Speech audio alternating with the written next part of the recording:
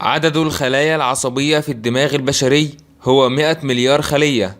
تنتقل المعلومات عبر الخلايا العصبية بسرعة تقدر ب268 ميلا بالساعة. يتحكم الجزء الأيسر من الدماغ البشري بالجانب الأيمن، والجزء الأيمن بالجانب الأيسر.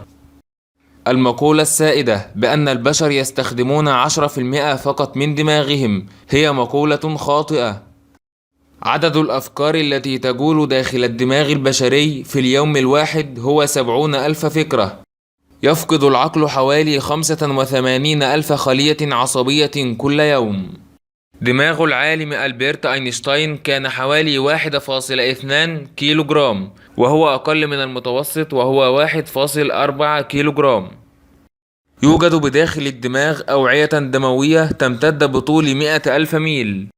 لا يوجد مستقبلات عصبية للشعور بالألم في الدماغ، لذلك فهو عضو لا يشعر بالألم أبدا. لا تستطيع الذاكرة القصيرة المدى تذكر أكثر من 5 أشياء في وقت واحد.